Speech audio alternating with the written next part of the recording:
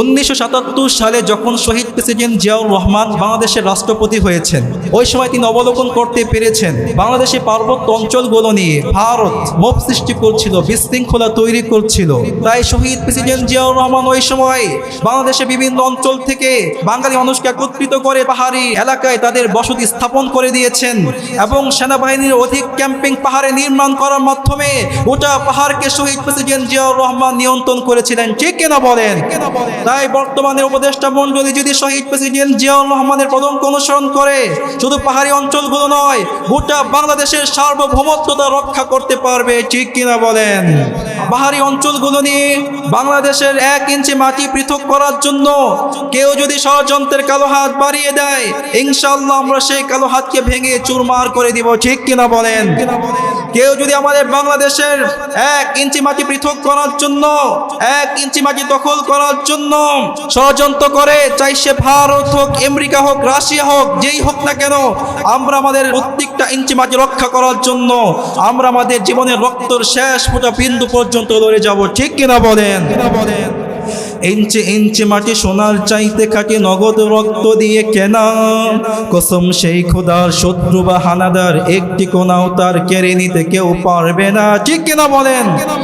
রঙের তুলিতে আকাশ সবুজের ছায়া টাকা সুজলা সুফলা পরিপাটি, লক্ষ শহীদ গাজে রেখেছে জীবন বাজি করেছে স্বাধীন এই মাটি। বাংলাদেশ আমার বাংলাদেশ, তোমার বাংলাদেশ সবার প্রাণ। ঠিক কিনা? ধন্য ধন্য আমি সবার চাইতে দামি বাংলা মাটির সন্তান। চারিদিকে দুশ্মন, চারিদিকে দুশ্মন, ভেঙো না মন, সাহস জমিয়ে রাখো বুকে, ইমান জিন্দা করে জিহাদের হুঙ্কারে পরাজিত করো শত্রুকে। চারিদিকে গাদ্দার ভিনদেশি তাবেদার, সজাগ দৃষ্টি রাখো সবে, সকল মির্জাফর বিদেশি গোলাম চোর রুখতে তাদের আজ হবে। বাংলাদেশ আমার বাংলাদেশ, তোমার বাংলাদেশ সবার প্রাণ। ধন্য ধন্য আমি সবার চাইতে দামি বাংলা মাটির সন্তান। فقد قال الله تعالى في كلامه المجيد وفرقانه الحميد: أعوذ بالله من الشيطان الرجيم، بسم الله الرحمن الرحيم. يا أيها الناس إنا خلقناكم من ذكر وأنثى وجعلناكم شعوبا وقبائل لتعارفوا. صدق الله العظيم وصدق رسوله النبي الكريم، ونحن ذلك من الشاهدين والشاكرين، والحمد لله رب العالمين. إن الله وملائكته يصلون على النبي، يا أيها الذين آمنوا صلوا عليه وسلموا تسليما. সকলে মহব্বতের সহিত দরুদ ইব্রাহিম পড়ি। اللهم صل على محمد وعلى آل محمد كما صليت على إبراهيم وعلى آل إبراهيم إنك حميد مجيد. اللهم بارك على محمد وعلى آل محمد كما باركت على إبراهيم وعلى آل إبراهيم إنك حميد مجيد. هو الحبيب الذي ترجى شفاعته لكل هول من أهوال مقتحم. لا إله إلا الله، لا إله إلا الله، لا إله إلا الله، লা ইলাহা ইল্লাল্লাহ লা ইলাহা ইল্লাল্লাহু মুহাম্মাদুর রাসূলুল্লাহ সাল্লাল্লাহু আলাইহি ওয়াসাল্লাম। ঐতিহাসিক হযরত সাফিয়া রাদিয়াল্লাহু তাআলা আনহু মাদ্রাসার উদ্যোগে বাৎসরিক মাহফিল আয়োজন করা হয়েছে। আজকের মাহফিলের সম্মানিত সভাপতি, প্রধান অতিথি, প্রধান মেহমান, বিশেষ অতিথি, বিশেষ বৃন্দ ও আমার সামনে উপস্থিত ইচ্ছায় সদিচ্ছায় অত্র এলাকার শ্রদ্ধেয় সম্মানিত বৃদ্ধ, বয়োবৃদ্ধ, যুবক, কিশোর ও পর্দারত মা বোনদের সহ সকলের জন্য সবটুকু ভালোবাসা নিয়ে অন্তরের গভীর থেকে মোবারকবাদ জানাচ্ছি। সর্বপ্রথম সেই মহান আল্লাহ রাব্বুল আলামিনের দরবারে শুকরিয়া কৃতজ্ঞতা আদায় করে নিচ্ছি, যেই মহান আল্লাহ রাব্বুল আলামিন আমাদেরকে পৃথিবীর সর্বশ্রেষ্ঠ স্থানে এসে বসার তৌফিক দিয়েছেন। তাই আমরা বলছি আলহামদুলিল্লাহ। এই সুবিশাল আসমান, বিস্তৃত জমিন, উভয়ের মধ্যে যা কিছু আছে, গ্রহ, নক্ষত্র, পাহাড়, পর্বত, সমুদ্র, সৈকত, নদ নদী, গাছগাছালি, বৃক্ষরাজি, পাখিকুল, পশুকুল, প্রাণীকুল, এভরিথিং, সব কিছু মহান আল্লাহ রাব্বুল আলামিন মানব জাতিকে সেবা দেওয়ার জন্য সৃষ্টি করেছেন। তাই আসুন সেই মহান আল্লাহর জন্য আবারও সমাবেত কণ্ঠে আকাশ পাতালকে প্রকম্পিত করে, হৃদয়কে উজাড় করে বলছি আলহামদুলিল্লাহ। এরপর অসংখ্য দরুদ সালাম বর্ষিত হোক মানবতার অগ্রদূত, মানব জাতির আলোর দিশারি, বিশ্বসভার সভাপতি, সাইয়্যিদুল কওনাইন, সাইয়্যিদুস সাকলাইন, খাতামুন নবিয়্যিন, খাতামুল মুরসালিন, বাদরুদ্দুজা, শামসুল হিদায়াত, হযরতে মুহাম্মদুর রাসূলুল্লাহ সাল্লাল্লাহু আলাইহি ওয়াসাল্লামের উপর। প্রিয় ভাইরা, আজ আমাদের সমাজের মধ্যে সবচেয়ে ভয়ঙ্কর বিষয় হচ্ছে, সবচেয়ে ক্রাইসিস হচ্ছে, আমাদের যুবক ভাইরা মসজিদমুখী হচ্ছে না, আল্লাহমুখী হচ্ছে না। এর সবচেয়ে বড় কারণ হচ্ছে আমাদের সমাজে আজ পাশ্চাত্যের কালচার, ইউরোপিয়ানদের কালচার, আমেরিকানদের কালচার, বিভিন্ন মানব তন্ত্র মন্ত্র প্রতিষ্ঠিত করা হয়েছে, যার ধোঁকায় পড়ে আমাদের যুবক ভাইয়েরা, আমাদের মুসলিম ভাইয়েরা আল্লাহকে ভুলে যাচ্ছে, নিজের জীবনের লক্ষ্য উদ্দেশ্যকে ভুলে যাচ্ছে। ঠিক কিনা বলেন? তাই আমি বলি, আমাদের জীবনকে নিয়ে 4টি প্রশ্ন করা দরকার। কয়টি প্রশ্ন? 4টি। নম্বর 1, হু এম আই, আমি কে? Number 2, what is my origin, আমার আদি উৎস কি? Number 3, what is my original address, আমার আসল বাড়ি কোথায়, আমার আসল ঠিকানা কোনটি? Number 4, why was I created, আমাকে কেন সৃষ্টি করা হলো? If you do implement in life so much you will understand aim of life. যদি আপনি এই 4টি প্রশ্ন আপনার জীবনের মধ্যে বাস্তবায়ন করতে পারেন, ইনশাআল্লাহ আপনি আপনার জীবনের লক্ষ্য উদ্দেশ্যকে বুঝতে পারবেন। ঠিক কিনা বলেন? তাই প্রিয় ভাইয়ের, আমাদের জীবনকে নিয়ে প্রথম প্রশ্ন হচ্ছে হু এম আই, আমি কে? যখন আপনি নিজেকে প্রশ্ন করবেন আমি কে, কোরআন আপনাকে জবাব দেবে। এজন্য কোরআনুল কারীমের 30 নং পারা 18 নং পৃষ্ঠায় সূরা 3-এর মধ্যে আসছে, আল্লাহ রাব্বুল আলামিন বলেছেন, ওয়াত-তিনি ওয়াজ-যাইতুনি ওয়া তুরি সিনিন ওয়া হাদাল বালাদিল আমিন লাকাদ খালাকনাল ইনসানা ফি আহসানি তাকওয়িম। আল্লাহু আকবার বলেন। রাব্বুল আলামিন সূরা 3-এর শুরুতে 4টি শপথ করেছেন। কয়টি শপথ? 1 নম্বর শপথ হচ্ছে তিন ফলের শপথ। পৃথিবীর মধ্যে এত ফল আছে, এত ফল থাকা সত্ত্বেও আল্লাহ রাব্বুল আলামিন কেন এই 3 ফলকে নিয়ে শপথ করলেন? কারণটা কি, রিজনটা কি? এজন্য ইমাম খাযিন তাফসীরে খাযিনের মধ্যে আয়াতের ব্যাখ্যায় লিখেছেন, লিআন্নাহা ফাকিহাতুন নাযালাত মিনাল জান্নাতি ইলা দুনিয়া, নিশ্চয় এই 3 ফল জান্নাত থেকে এই পৃথিবীর মধ্যে আগমন করেছে। আওয়াজ করে বলেন সুবহানাল্লাহ। এরপরে 2 নম্বর আল্লাহ রাব্বুল আলামিন শপথ করেছেন ওয়াত-তিন ওয়াজ-যাইতুন, যাইতুন ফলের শপথ। যাইতুন হচ্ছে আরবের একটা ফেমাস ফল। আরবীয় মানুষরা এই ফল থেকে তেল নিংড়িয়ে ওষুধের কাজে ব্যবহার করে থাকে। আর আল্লাহ রাব্বুল আলামিন এই যাইতুন তেলের মধ্যে অসংখ্য রোগের ঔষধ রেখেছেন। তিন নম্বর আল্লাহ রাব্বুল আলামিন শপথ করেছেন।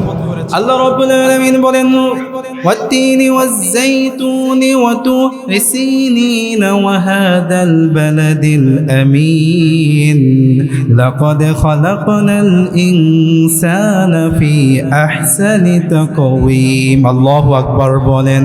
আল্লাহ রাব্বুল আলামিন তিন নম্বর শপথ করেছেন ওয়া তুরি সিনিন, সিনায় অবস্থিত তুর পাহাড়ে। ভৌগোলিক দিক থেকে তুর পাহাড় হচ্ছে the near border of Egypt, মিশরের সীমান্তের কাছাকাছি একটি পাহাড়ের নাম হচ্ছে তুর পাহাড়। আল্লাহ রাব্বুল আলামিন কেন তুর পাহাড়ের মাধ্যমে শপথ করলেন, এর কারণটা কি, রিজনটা কি? এজন্য ইমাম ফখরুদ্দীন রাজি তাফসীরে কাবীরের মধ্যে লিখেছেন লিআন্না আল্লাহ তাআলা কাল্লামাল্লাহু মূসা তাকলিমা বিত-তুর, কারণ আল্লাহ রাব্বুল আলামিন এই তুর পাহাড়ের মাধ্যমে হযরত মূসা আলাইহিস সালাতু ওয়াস সালামের সাথে কথা বলেছেন। সুবহানাল্লাহ বলেন। এরপরে আল্লাহ রাব্বুল আলামিন চার নম্বর শপথ করেছেন হাদাল বালাদিল আমিন, দি সিটি অফ সিকিউরিটি। আল্লাহ রাসূল সাল্লাল্লাহু আলাইহি ওয়াসাল্লামের মাতৃভূমি, নিরাপদ ভূমি মক্কা নগরীর শপথ আল্লাহ করেছেন। এই চারটি শপথ করার পরে আল্লাহ রাব্বুল আলামিন বিশ্ববাসীর কি মেসেজ দিতে চাচ্ছেন আল্লাহ নিজেই বলেন লাকাদ খালাকনাল ইনসানা ফি আহসানি তাকওয়িম সুম্মা রাদাদনাহু আসফালা সাফিলিন। সুবহানাল্লাহ বলেন। আল্লাহ রাব্বুল আলামিন বলেন অবশ্যই আমি উত্তম রূপে গড়িয়েছি মানব, সর্বোত্তম আকৃতি দিয়ে, সর্বোত্তম স্ট্রাকচার দিয়ে, সর্বোত্তম গঠন দিয়ে আমি আল্লাহ মানুষকে সৃষ্টি করেছি।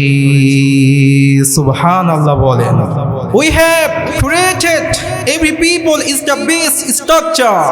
এই পৃথিবীর মধ্যে যত পাহাড় আছে, যত সমুদ্র আছে, পূর্ণিমার চাঁদের চেয়ে আল্লাহ রাব্বুল আলামিন আমাদেরকে এবং আপনাকে সবচেয়ে সুন্দর করে সৃষ্টি করেছেন। সুবহানাল্লাহ বলেন। তাহলে প্রিয় ভাইরা, আমার পরিচয় কি? আমার পরিচয় হচ্ছে আল্লাহ রাব্বুল আলামিন আমাকে সর্বোত্তম স্ট্রাকচার দিয়ে, সর্বোত্তম গঠন দিয়ে, সর্বোত্তম আকৃতি দিয়ে সৃষ্টি করেছেন। আওয়াজ করে বলেন সুবহানাল্লাহ। এরপর প্রিয় ভাইরা, যখন আপনি নিজেকে আবারও প্রশ্ন করবেন আমি কে, কোরআন আপনাকে আবারও জবাব দেবে। এজন্য কোরআনুল কারীমের 15 নং পারা 7 নং পৃষ্ঠায় সূরা বনী ইসরাঈলের মধ্যে আসছে আল্লাহ রাব্বুল আলামিন বলেছেন ওয়ালাকাদ কাররামনা বনী আদম ওয়া হামালনাহুম ফিল বাররি ওয়াল বাহরি ওয়া রাযাকনাহুম মিনাত তাইয়্যিবাত ওয়া ফাদ্দালনাহুম আলা কাসীরিম মিম্মান খালাকনা তাফদীলা। আল্লাহু আকবার বলেন। আল্লাহ রাব্বুল আলামিন বলেন অবশ্যই আমি মানুষকে সম্মান দান করেছি, মর্যাদা দান করেছি, জলভাগে স্থলভাগে চলাচলে বাহন দিয়েছি, কর্তৃত্ব দিয়েছি, সর্বোত্তম প্রকার রিজিকগুলো আমি আল্লাহ মানুষকে দান করেছি। আমার সমস্ত সৃষ্টির উপর আমি আল্লাহ মানুষকে শ্রেষ্ঠত্ব দান করেছি। সুবহানাল্লাহ বলেন। তাহলে প্রিয় ভাইরা, আমার পরিচয় কি? আমি হচ্ছি সম্মানিত, কারণ আল্লাহ রাব্বুল আলামিন আমাকে সম্মান দান করেছেন। আল্লাহ রাব্বুল আলামিন মানুষকে সম্মান দান করার পরে জলভাগে স্থলভাগে কর্তৃত্ব দিয়েছেন। আল্লাহ রাব্বুল আলামিন মানুষকে জলভাগে কিভাবে কর্তৃত্ব দিয়েছেন, ছোট্ট একটি লাইকনেস দিলে বিষয়টি ওপেন সিক্রেট ক্লিয়ার হবে। The most biggest animal in the ocean, পৃথিবীর সমুদ্রের মধ্যে সবচেয়ে বড় প্রাণী হচ্ছে ব্লু হুইল, নীলতিমি। যখন নীলতিমি বাচ্চা প্রসব করে তার বাচ্চার দৈর্ঘ্যে সাইজ হয়ে থাকে 27 ফুট। প্রত্যেক দিন একটি নীলতিমির বাচ্চা দুধ পান করে 2.5 টন। গোটা ভাগনার একদিনে দুধ যদি অ্যাসেম্বলি একত্রিত করা হয় তবু 2.5 টন দুধ হবে না, ঠিক কিনা বলেন? যখন কোন নীলতিমি প্রাপ্ত বয়স্ক হয়, তার দৈর্ঘ্যের সাইজ হয়ে থাকে 96 ফুট থেকে নিয়ে 107 ফুট পর্যন্ত। আর এই সুবিশাল নীলতিমি আমার মতো আপনার মতো মানুষ কি করে? শিকার করে। তাহলে কর্তৃত্ব কার হলো, নীলতিমির নাকি মানুষের? আপনারাই বলুন, কার হলো? মানুষের। আল্লাহ রাব্বুল আলামিন স্থূল ভাগে মানুষকে কিভাবে কর্তৃত্ব দিয়েছেন? স্থূল ভাগের সবচেয়ে হৃষ্টপুষ্ট প্রাণী হচ্ছে এলিফ্যান্ট, হাতি। এই সুবিশাল একটি হাতির উপর আমার মতো আপনার মতো মানুষ হাতির পিঠে চড়ে হাতিকে নিয়ন্ত্রণ করে। তাহলে কর্তৃত্ব কার হলো, মানুষের নাকি হাতির? আপনারাই বলুন, কার হলো? মানুষের। সুবহানাল্লাহ বলবেন না? আল্লাহ রাব্বুল আলামিন বলেছেন এরপরে, আমি আল্লাহ মানুষকে সবচেয়ে উত্তম উত্তম রিজিকগুলো দান করেছি। সুবহানাল্লাহ বলেন। থিঙ্ক অ্যাবাউট, পে অ্যাটেনশন, একটু লক্ষ্য করুন। মানুষের রিজিক, মানুষের খাবার কতই না সুনির্ধারিত, কতই না সুনির্দিষ্ট। এই যে সিংহ খায় শুধু জাস্ট গোশত, যদি আপনি সিংহকে গোশতের পরিবর্তে ঘাস খাওয়ান তাহলে সিংহ মারা যাবে।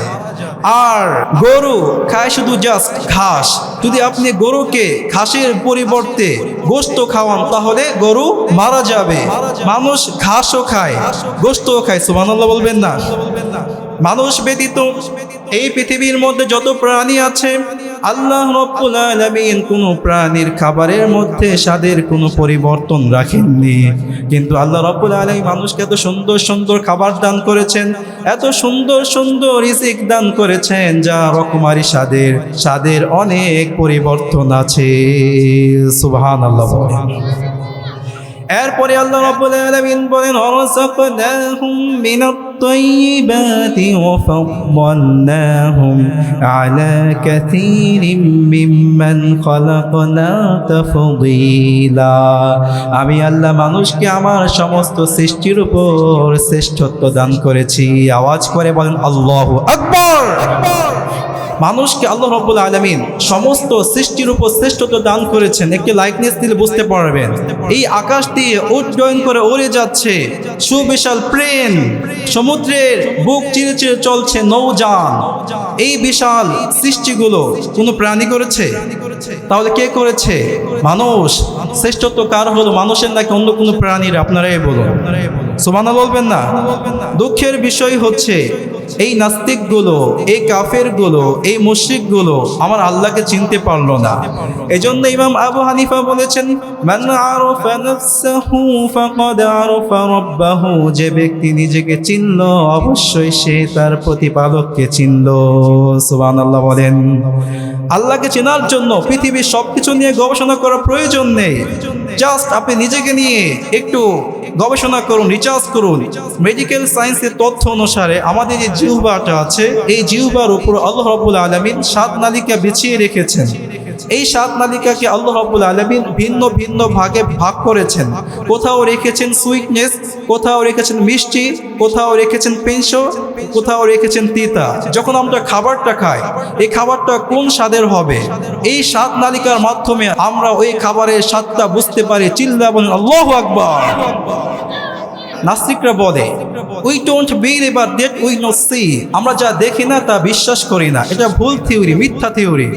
এমন অনেক বিষয়ও আছে নাস্তিকরা যা দেখে না কিন্তু বিশ্বাস করে। যেমন এই মহাবিশ্বের ইউনিভার্স, মহাবিশ্বের বিস্তৃতি কিভাবে হয়েছে, এটা নাস্তিকরা দেখেনি, কিন্তু নাস্তিকরা কি করে?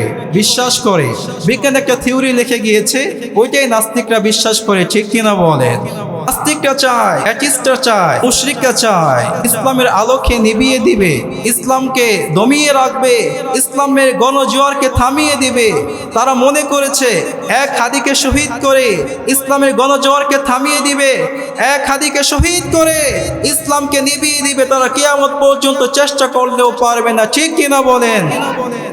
আমাকে শহীদ করে সেই মিছিলে শামিল করে নিও, আমাকে শহীদ করে সেই মিছিলে শহীদি মরণ দিও। ঠিক কিনা বলেন?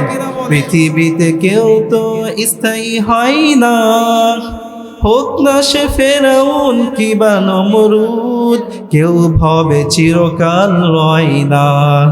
চলে যায় সব ছেড়ে যেতে হয়, মৃত্যু মানে না কোনো পরিচয়। ঠিক কিনা বলেন?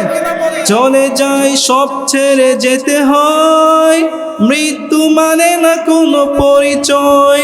সব রাজা মহারাজা আর মহাবীর, সব রাজা মহারাজা আর মহাবীর, কাউকে সে অবকাশ দেয় না। ঠিক কিনা বলেন? এই নাস্তিকগুলো, এই মুশরিকগুলো, এই কাফেরগুলো কিয়ামত পর্যন্ত চেষ্টা করলেও ইসলামকে কখনোই থামাতে পারবে না, ইসলামের গণজোয়ারকে কখনো থামাতে পারবে না। ঠিক কিনা বলেন? এজন্য আল্লাহ রাব্বুল আলামিন কুরআনুল কারীম 28 নং পারা 11 নং পৃষ্ঠায় সূরাতুস সফের মধ্যে বলেছেন, ইউরিদুনা লিইউতফিউ নূরাল্লাহি বিআফওয়াহিহিম ওয়াল্লাহু মুতিম্মু নূরিহি ওয়ালাউ কারিহাল কাফিরুন। চিল্লায়া বলেন আল্লাহু আকবার। রাব্বুল আলামিন বলেন, এই কাফেরগুলো চায়, এই মুশরিকগুলো চায়, এই নাস্তিকগুলো চায় ইসলামের আলোকে নিভিয়ে দিবে, আল্লাহর আলোকে নিভিয়ে দিবে। অথচ আল্লাহ রাব্বুল আলামিন চান ইসলামকে গোটা বিশ্বময় আলোকিত করার জন্য। ঠিক কিনা বলেন? প্রখ্যাত স্কটল্যান্ডের দার্শনিক থমাস কার্লাইল বলেছেন, এই ইউরোপিয়ান মানুষগুলো, এই আমেরিকান মানুষগুলো, এই নাস্তিকগুলো নবী মুহাম্মদের বিরুদ্ধে এত মিথ্যাচার করে, এত বদনাম রটায়, ইসলামের বিরুদ্ধে অনেক জঘন্য কথা বলে। এটা আমাদের জন্য লজ্জার বিষয়। সবচেয়ে অবাক করা বিষয় হচ্ছে, নবী মুহাম্মদ এমন যুগে আগমন করেছে, সেই যুগের মানুষগুলো ছিল বিচ্ছিন্ন মনোভাবের অধিকারী, ভিলেজিং ম্যান, গ্রামীণ ব্যক্তি। সেই মানুষগুলোকে একত্রিত করে ইসলামের যেই ফুলের গোড়া পত্তন করে গিয়েছেন, তা আজও কিয়ামত পর্যন্ত সেই ফুলের শোভা ছড়িয়ে যাচ্ছে। ঠিক কিনা বলেন? যে ফুল যুগ যুগান্তরে খুশবু ছড়ায়, যে ফুল যুগ যুগান্তরে খুশবু ছড়ায়, এঁকেছি সে ফুল মোরা, এঁকেছি সে ফুল মোরা মনেরই কাবায়, যে ফুল যুগ যুগান্তরে খুশবু ছড়ায়। আজ থেকে 1450 বছর আগে আল্লাহ রাসূল সাল্লাল্লাহু আলাইহি ওয়াসাল্লাম এই পৃথিবীর মধ্যে যেই ফুলের গোড়া প্রত্যন করে গিয়েছেন, তা আজও কিয়ামত পর্যন্ত সেই ফুলের খুশবু ছড়িয়ে যাচ্ছে। ঠিক কি না বলেন? ডক্টর জাকির নায়েকের ওস্তাদ আল্লামা আহমদ দিদাত বলেছেন, ইসলাম তোমাকে নিয়ে, তোমাকে ছাড়া জিতে যাবে, আর তুমি ইসলামকে ছাড়া হেরে যাবে, হারিয়ে যাবে। ঠিক কি না বলেন? ইসলামের পথে চলতে গেলে, সঠিক পথে চলতে গেলে, সৎ পথে চলতে গেলে অনেক বাধা বিপত্তি আসবে, অনেক দুঃখ দুর্দশা আসবে, অনেক বিপদ আপদ আসবে। মনে রাখবেন, জীবনের মধ্যে বাধা বিপত্তি আসা, দুঃখ দুর্দশা আসা, this is part of life. এগুলো হচ্ছে জীবনের অংশ। যখন আপনি বাধা বিপত্তি অ্যাবাউট করে কাটিয়ে উঠতে পারবেন, this is art of life. এটাই হচ্ছে জীবনের শিল্প। ঠিক কিনা বলেন? প্রিয় ভাইরা, আমাদের জীবনকে নিয়ে দ্বিতীয় প্রশ্ন হচ্ছে, what is my origin, origin of people? আমাদের আদি উৎস কি? আমরা কোত্থেকে এই পৃথিবীর মধ্যে সৃষ্টি হয়ে আসলাম? এজন্য কুরআনুল কারীমের 26 নং পারার 16 নং পৃষ্ঠায় সূরাতুল হুজুরাতের মধ্যে আসছে, আল্লাহ রাব্বুল আলামিন বলেছেন, ইয়া আইয়ুহান নাসু ইন্না খলাকনাকুম মিন যাকারিন ওয়া উনসা ওয়া জাআলনাকুম শুউবান ওয়া ক্বাবাইলা লিতাআরাফু। আওয়াজ করে বলেন সুবহানাল্লাহ। Allah say, O mankind, we have created you from male and female. রাব্বুল আলামিন বলেন, ও পৃথিবীর মানুষ জগৎ, তোমরা শুনে শোনো, নিশ্চয়ই আমি তোমাদেরকে এক পুরুষ হতে এক নারী হতে সৃষ্টি করেছি। এই আয়াতের ব্যাখ্যায় হাফেজ ইবনে কাসির তাফসীর ইবনে কাসিরের মধ্যে লিখেছেন, এই পৃথিবীর মধ্যে যত মানুষ আগমন করেছে, কিয়ামত পর্যন্ত যত মানুষ আগমন করবে, আল্লাহ রাব্বুল আলামিন প্রত্যেকটা মানুষকে আদম এবং হাওয়া থেকে সৃষ্টি করেছেন। ঠিক কিনা বলে? তাহলে আমাদের অরিজিন, আদি উৎস হচ্ছে আদম এবং হাওয়া। The most famous biology scientist in the world, his name Charles Darwin. এই পৃথিবীর মধ্যে একজন জীববিজ্ঞানী ছিল, তার নাম হচ্ছে চার্লস ডারউইন। মানুষের বিবর্তন নিয়ে সে একটি বই লিখেছে, বইটির নাম হচ্ছে ডিসেন্ট অফ ম্যান, সেই বইটির মধ্যে সে লেখে, তার একটি থিওরি হচ্ছে কাল্পনিক থিওরি। আজ থেকে 60-70 লক্ষ বছর আগে এই পৃথিবীর মধ্যে একটা ন্যাচুরালি ভ্রূণ তৈরি হয়, সেই ভ্রূণ থেকে ব্যাঙ হয়, সেই ব্যাঙ বিবর্তন হয়ে বানর হয়, সেই বানর বিবর্তন হয়ে শিখপাঞ্জি হয়। দারউইনের এই মতবাদ, এই থিওরি যে বিশ্বাস করবে সে সঙ্গে সঙ্গে কাফের হয়ে যাবে, ঠিক কিনা বলেন? দুঃখের বিষয় হচ্ছে আমাদের স্কুল কলেজ ভার্সিটির মধ্যে দারউইনের এই মতবাদ পড়ানো হচ্ছে, যার ফলে আমাদের স্কুল কলেজ ভার্সিটি অনেক মুসলিম ভাইরা নাস্তিক হয়ে যাচ্ছে, ঠিক কিনা বলেন? বেশি কথা বললে থলের বিড়াল বের হয়ে যাবে। আমাদের বাংলাদেশের মধ্যে সামাজিকভাবে একদল চাচ্ছে ভ্রান্ত বিশ্বাস, ভ্রান্ত মতবাদ, ভ্রান্ত থিওরি প্রতিষ্ঠিত করার জন্য। যদি এখন থেকে সেই দলকে শক্তভাবে মোকাবেলা করতে না পারেন, প্রতিহত না করতে পারেন, ইন দ্য ফিউচার, অদূর ভবিষ্যতে আমাদের বাংলাদেশের যুবকগুলোর মাথার ব্রেন ওয়াশ করে নাস্তিক বানিয়ে দেওয়া হবে, মা বোনদেরকে অশ্লীল কাজে নিমজ্জিত করা হবে, ঠিক কিনা বলেন? প্রিয় ভাইরা, আমাদের জীবনকে নিয়ে তৃতীয় প্রশ্ন হচ্ছে, what is my original address, address of people. আমার আসল ঠিকানা কোথায়, আমার আসল বাড়ি কোথায়? যদি আপনাকে প্রশ্ন করা হয় আপনার আসল বাড়ি কোথায়, কেউ বলবে মই বাড়ি বরিশাল, কেউ বলবে আমার বাড়ি ময়মনসিংহ, কেউ বলবে আই বাড়ি নোয়াখালী। আমাদের আসল বাড়ি কি বরিশাল, নোয়াখালী? তাহলে কোথায়? এজন্য কোরআনুল কারীমের 1 নং পারার 5 নং পৃষ্ঠায় সূরাতুল বাকারার মধ্যে আসছে, আল্লাহ রাব্বুল আলামিন বলেছেন, وَقُلْنَا يَا آدَمُ اسْكُنْ أَنْتَ وَزَوْجُكَ الْجَنَّةَ وَكُلَا مِنْهَا رَغَدًا حَيْثُ شِئْتُمَا وَلَا تَقْرَبَا هَذِهِ الشَّجَرَةَ فَتَكُونَا مِنَ الظَّالِمِينَ। সুবহানাল্লাহ বলেন। রব্বুল আলামিন বলেন, আমি আদম এবং হাওয়াকে সৃষ্টি করার পর বললাম তোমরা জান্নাতের মধ্যে বসবাস করো, যেখানে মন চায় জান্নাতের সেখানে নাজ নিয়ামত ভোগ করো। তোমরা এই গাছের নিকটবর্তী হইও না, যদি এই গাছের নিকটবর্তী হয়ে গাছের ফল খেয়ে ফেলো তাহলে তোমরা অপরাধী লোকদের অন্তর্ভুক্ত হয়ে যাবে, ঠিক কিনা বলেন? এরপরে আল্লাহ রাব্বুল আলামিন বলেছেন, ফাযাল্লাহুমাশ শাইতানু আনহা ফাআখরাজাহুমা মিম্মা কানা ফীহি ওয়া কুলনা হাবিতু বা'দুকুম লিবা'দিন আদু ওয়া লাকুম ফিল আরদি মুস্তাকাররু ওয়া মাতাউন ইলা হিন। আল্লাহু আকবার বলেন। এরপর শয়তান উভয়কে প্ররোচিত করলো ধোঁকা দিয়ে, এই নিষিদ্ধ গাছের ফল আহার করিয়ে ফেললো। আল্লাহ বলেন, আমি উভয়কে বললাম তোমরা এই পৃথিবীর মধ্যে অবতরণ করে নেমে যাও। আদম নেমেছেন একটি পাহাড়ের উপরে, সেই পাহাড়টি হচ্ছে ভৌগোলিক দিক থেকে শ্রীলঙ্কার দক্ষিণ পশ্চিমে শ্রীপাড়া নামক একটি প্রদেশে অবস্থিত, যার উচ্চতা হচ্ছে 2200 ফুট।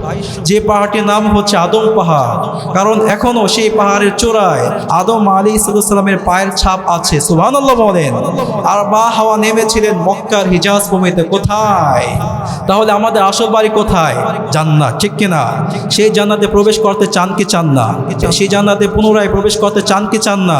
চান। তাহলে অন্তর থেকে শয়তানের সমস্ত কুমন্ত্রণা বাদ দিয়ে শয়তানের সমস্ত পথকে অ্যাভয়েড করে ইসলামের পথে চলতে হবে, ঠিক কিনা বলেন? রিসেন্টলি আমরা দেখতে পাচ্ছি কিছুদিন পর পর আমাদের বাংলাদেশে পার্বত্য অঞ্চলগুলো, রাঙ্গামাটি, বান্দরবন, খাগড়াছড়ি, এইগুলো নিয়ে মোব সৃষ্টি করা হচ্ছে, বিশৃঙ্খলা তৈরি করা হচ্ছে। আমি যতটুকু ওখানে ট্রাভেল করেছি আমি দেখেছি পাহাড়ি মানুষগুলো অনেক সাদাসিধে, কারণ আমেরিকা চাচ্ছে এই পাহাড়ি অঞ্চলগুলোকে পৃথক করে আরাকান রাষ্ট্র সহ একটা খ্রিস্টান রাষ্ট্র তৈরি করবে। 1977 সালে যখন শহীদ প্রেসিডেন্ট জিয়াউর রহমান বাংলাদেশের রাষ্ট্রপতি হয়েছেন, ওই সময় তিনি অবলোকন করতে পেরেছেন বাংলাদেশের পার্বত্য অঞ্চলগুলো নিয়ে ভারত মোব সৃষ্টি করছিল, বিশৃঙ্খলা তৈরি করছিল।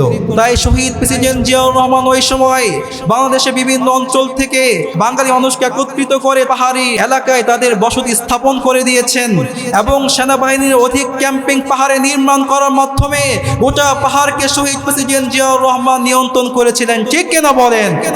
তাই বর্তমানে উপদেষ্টা মণ্ডলী যদি শহীদ প্রেসিডেন্ট জিয়াউর রহমানের পদঙ্ক অনুসরণ করে শুধু পাহাড়ি অঞ্চলগুলো নয়, গোটা বাংলাদেশের সার্বভৌমত্বতা রক্ষা করতে পারবে, ঠিক কিনা বলেন? পাহাড়ি অঞ্চলগুলো নিয়ে বাংলাদেশের 1 ইঞ্চি মাটি পৃথক করার জন্য কেউ যদি ষড়যন্ত্রের কালো হাত বাড়িয়ে দেয়, ইনশাআল্লাহ আমরা সেই কালো হাতকে ভেঙে চুরমার করে দিব, ঠিক কিনা বলেন? কেউ যদি আমাদের বাংলাদেশের 1 ইঞ্চি মাটি পৃথক করার জন্য, 1 ইঞ্চি মাটি দখল করার জন্য ষড়যন্ত্র করে, চাই সে ভারত হোক, আমেরিকা হোক, রাশিয়া হোক, যেই হোক না কেন, আমরা আমাদের প্রত্যেকটা ইঞ্চি মাটি রক্ষা করার জন্য আমরা আমাদের জীবনের রক্তের শেষ ফোঁটা বিন্দু পর্যন্ত লড়ে যাব, ঠিক কিনা বলেন? ইঞ্চি ইঞ্চি মাটি সোনার চাইতে খাটি, নগদ রক্ত দিয়ে কেনা, কসম সেই খোদার, শত্রু বা হানাদার একটি কোনাও তার কেড়ে নিতে কেউ পারবে না, ঠিক কিনা বলেন? রঙের তুলিতে আকাশ সবুজের ছায়া টাকা, সুজলা সুফলা পরিপাটি, লক্ষ শহীদ গাজে রেখেছে জীবন বাজি, করেছে স্বাধীন এই মাটি। বাংলাদেশ আমার বাংলাদেশ, তোমার বাংলাদেশ সবার প্রাণ, ঠিক কিনা? ধন্য ধন্য আমি সবার চাইতে দামি বাংলা মাটির সন্তান। চারিদিকে দুশ্মন, চারিদিকে দুশ্মন, ভেঙো না মন, সাহস জমিয়ে রাখো বুকে, ইমান জিন্দা করে জিহাদের হুঙ্কারে পরাজিত করো শত্রুকে। চারিদিকে গাদ্দার ভিনদেশি তাবেদার, সজাগ দৃষ্টি রাখো সবে, সকল মির্জাফর বিদেশি গোলাম চোর, রুখতে তাদের আজ হবে।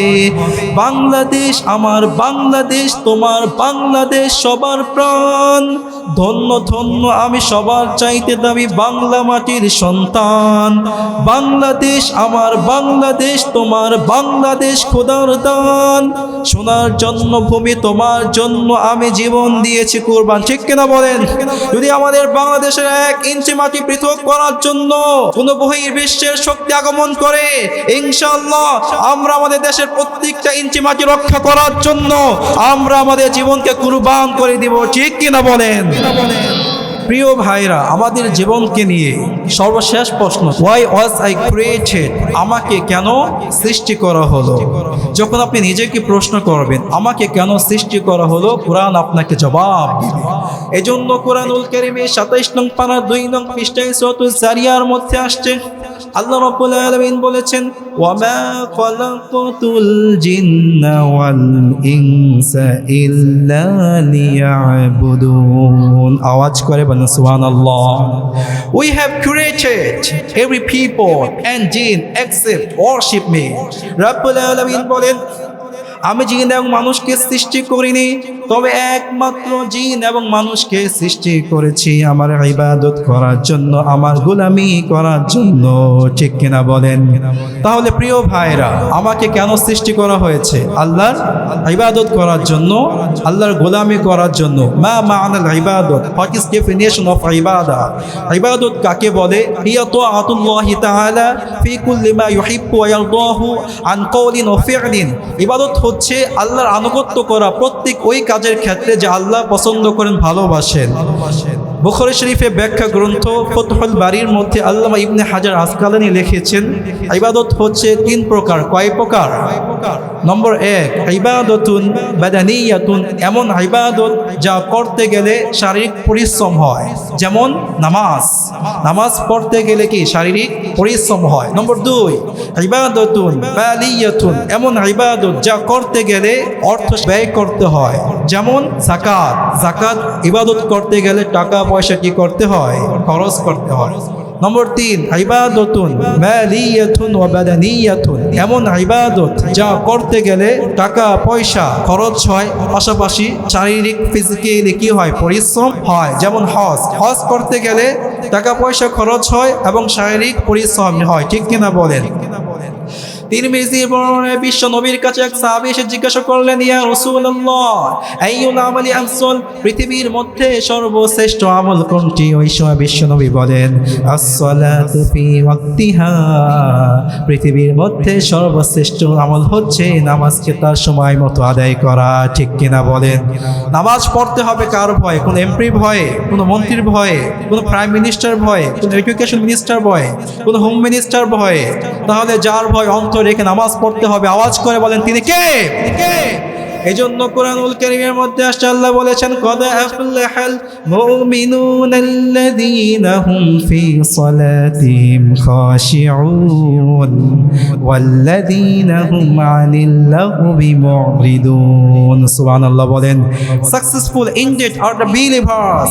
রব্বুল আলামিন বলেন সফল হয়েছে ওই সকল লোক যারা এনেছে ঈমান, ঈমান এনেছে যারা তারাই হয়েছে সফল। আর ঈমান আনার পর সবচেয়ে চূড়ান্ত সফল হয়েছে ওই সকল লোক যারা নিজেদের নামাজের মাঝে বিনয় বিনম্র ভাব প্রদর্শন করে নামাজ পড়ে। সুবহানাল্লাহ বলেন। তাহলে যার ভয় অন্তরে রেখে নামাজ পড়তে হবে, আওয়াজ করে বলেন তিনি কে? আল্লাহ।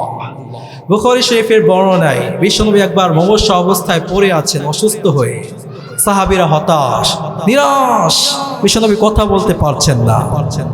একটু কথা বললেন, কি বললেন বিশ্বনবী? আসসালাত আসসালাত, ও আমার উম্মতরা তোমরা নামাজ ছেড়ে দিও না। এই নামাজ পড়লে নামাজ আপনাকে নিয়ে যাবে কোথায়? জান্নাতে।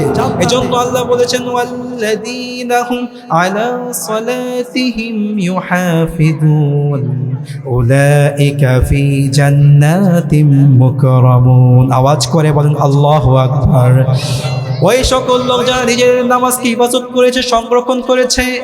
নামাজ সংরক্ষণ করা মানে হচ্ছে, ইমাম কুরতুবী তাফসীরে কুরতুবীর মধ্যে লিখেছেন, যারা 5 ওয়াক্ত নামাজ সময় মতো আদায় করেছে, 5 ওয়াক্ত নামাজ সময় মতো টাইমলি আদায় করেছে, এরাই হচ্ছে নামাজকে সংরক্ষণকারী। আর যারা নামাজকে সংরক্ষণ করবে, রব্বুল আলামিন বলেছেন উলাইকা ফি জান্নাতিম মুকরামুন, এরাই হচ্ছে ওই সকল লোক যারা থাকবে সম্মানিত জান্নাতের মধ্যে। সুবহানাল্লাহ বলেন। প্রিয় ভাইরা, তাহলে আমার প্রথম প্রশ্ন কি ছিল? আমি কে? আমি কে? আমি সম্মানিত। আমার দ্বিতীয় প্রশ্ন ছিল হোয়াট ইজ মাই অরিজিন, আমার আদি উৎস কি? আমার আদি উৎস হচ্ছে আদম এবং হাওয়া। আমার তৃতীয় প্রশ্ন কি ছিল? What is my original address of people, আমাদের আসল ঠিকানা কোথায়? জান্নাত। আমার চতুর্থ প্রশ্ন কি ছিল? ওয়াই ওয়াজ আই ক্রিয়েটেড, আমাকে কেন সৃষ্টি করা হলো? আমাকে একমাত্র সৃষ্টি করা হয়েছে আল্লাহর ইবাদত করার জন্য। যদি আমরা এই 4টি প্রশ্ন আমাদের জীবনের মধ্যে বাস্তবায়ন করতে পারি, ইনশাআল্লাহ আমরা আমাদের জীবনের লক্ষ্য উদ্দেশ্যকে বুঝতে পারবো। ঠিক কিনা বলেন? এতক্ষণ পর্যন্ত কোরআন ও হাদিসের আলোকে যা বলার চেষ্টা করেছি, আমার বলার ক্ষেত্রে যদি কোনো ভুল কথা আমার মুখ ফসকিয়ে বের হয়ে যায়, সেই কথাগুলো যেন আল্লাহ রাব্বুল আলামিন আমাদের ব্রেনের কনসেপ্ট থেকে মুছে দেন এবং আমার ভালো কথাগুলোর উপর আমাকে এবং আপনাকে আমল করার তৌফিক দান করেন। আমিন। ওয়া আখিরু দাওয়ানা আলহামদুলিল্লাহি রাব্বিল আলামিন।